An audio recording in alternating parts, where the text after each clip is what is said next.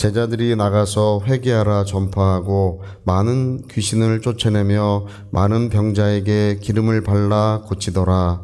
이에 예수의 이름이 드러난지라. 헤롯 왕이 듣고 이르되 이는 세례 요한이 죽은 자 가운데서 살아났도다. 그러므로 이런 능력이 그 속에서 일어나느니라 하고 엘리야라 하고, 또 어떤 이는 그가 선지자니 옛 선지자 중에 하나와 같다 하되, 헤롯은 듣고 이르되 내가 목벤 요한 그가 살아났다 하더라. 아멘. 네, 제자들이 나가서 회개하라고 전파하고 많은 귀신을 쫓아내며 많은 병든 자들을 기름 발라 고치더라, 이렇게 되어 있습니다. 이제 예수님만 하시는 사역인 줄 알았는데 이런 역사는 엘리야도 한 적이 없고 모세도 한 적이 없고 그 신령했던 선자 이사야 선지자도 이런 능력을 행한 적이 없었습니다.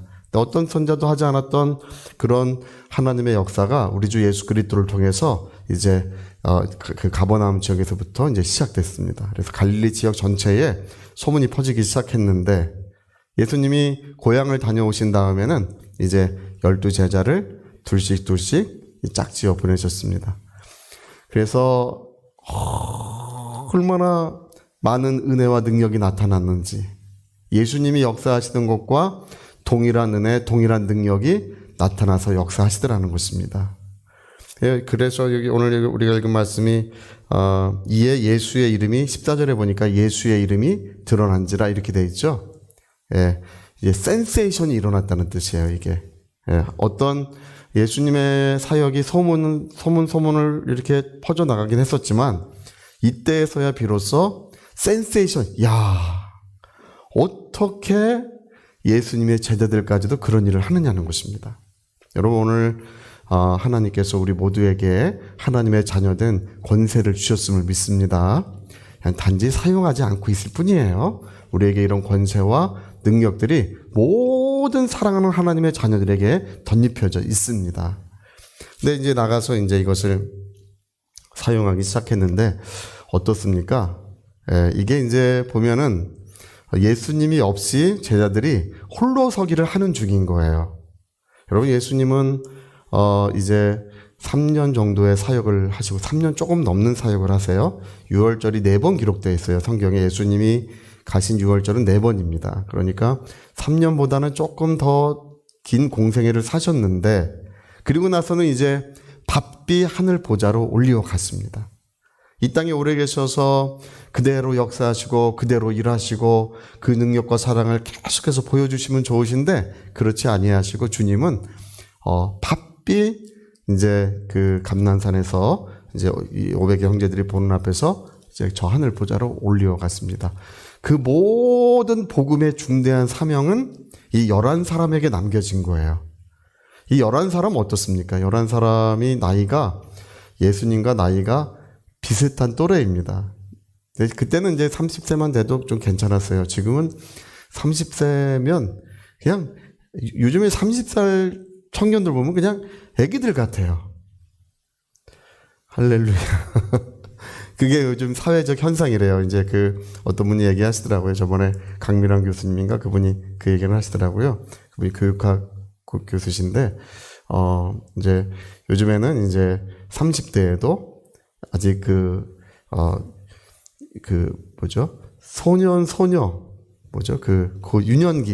유년기가 아직도 30대에도 그대로 남아있대요.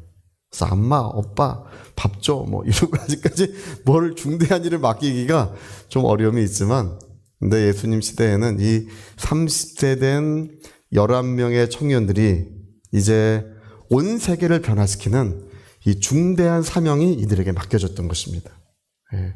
이 중대한 사명을 위해서 예수님이 가신 다음에 일을 시작할 수가 없잖아요. 이 중대한 사명을 위해서 예수님은 이제 홀로 서기를 시키고 계시는 중이신 거예요. 너희가 가서 해봐라. 해보는데 두보로도 가지지 마라. 두 켤레 신도 가지지 말라. 전대를 가지지 말라는 게 정말 충격적이죠. 돈주머니 가지고 가지 마라. 어떤 것도 의지하지 말고 너희는 오직 하나님의 성령과 권능과 그리고 하나님의 복음만을 의지하라는 것입니다. 이걸 배운 거예요. 여러분, 제자들이 나가서 복음을 전할 때 얼마나 험난한 세상에서 복음을 전했는지 모릅니다. 얼마나 고된 핍박과 어려운 일들이 많았는지. 내가 너희를 보내면 양을 이리 가운데 보낸 것 같도다, 이렇게 예수 말씀하시지 않습니까? 근데 이미 그들은 예수님과 함께 있을 때 훈련이 됐어요. 그 어떤 것 없이 하나님만 의지하고 하나님을 힘입는 그것이 훈련이 되어 있는 것입니다. 그리고 어디를 가든지 이런 성령의 역사 속에서 하나님 나라의 역사를 활발하게, 그래서 여러분 이제 제자들, 11 제자들이 있을 당시에 이미 복음은 로마를 넘어서 아시아 전역까지 전부 퍼져갔어요. 이 11사람에 의해서. 할렐루야. 저는 제가 오늘 이 기사를 읽으면서 우리가 여러분 주의 일꾼을 만드는 일들은 많은 작업이 필요하고, 그리고 이제 공부도 많이 해야 됩니다. 학문적인 토대가 지금은 필요해요. 옛날 사회에 비해서 현대 사회는 학문적인 토대가 필요합니다. 실제로 목회 사역을 하기 위해서는. 그러나 기본적으로 우리는 공부하는 것으로, 무슨 학위를 받는 것으로 주님의 일을 할 수 없는 것입니다. 그걸로 되는 게 아니에요. 제가 그전에 어떤 청년 한 명이, 저랑 신학을 공부하는 청년 한 명이 얼마나 공부를 열심히 한지 하루에 3시간, 4시간 자고 신학 도서를 엄청나게 읽어요. 근데 교회에서 봉사를 하질 않아요. 저는 이제 그때 신학 공부하면서 저는 전도하러 다닐 때입니다. 할렐루야. 전철에서도 전도하고, 공원에서도 전도하고, 온 밤을 새워 기도하고, 그래서 교회에서도 새가족 교사를 해서 6주 동안 어떤 일이 있어도 이 영혼을 성령 충만하게 만든다. 예수님을 구주로 영접시키고 마음을 열고 예수님이 주님이 되게 하시고, 예수님을 주님으로 맞이해야 합니다. 그 영혼의 주님이시고 그 삶의 주님이 되게 해야 합니다. 할렐루야. 구원받게 하면 안 돼요. 주님이 되시게 해야 돼요. 그리고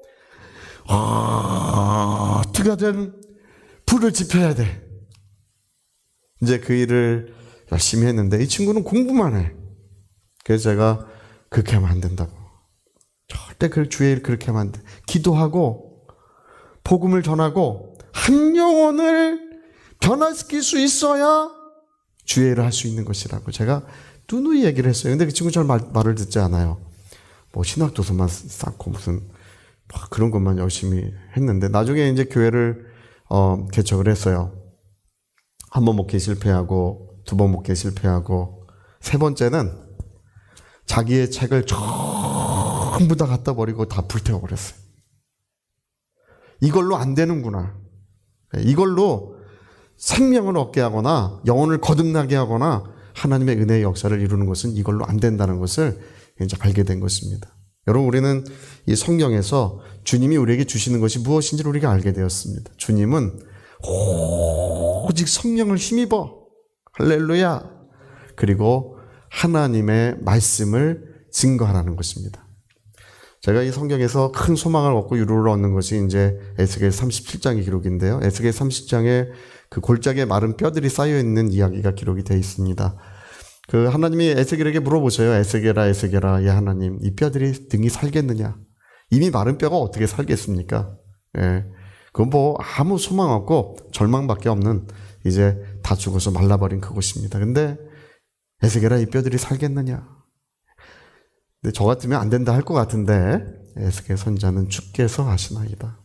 예. 내 말을 대언하라. 할렐루야.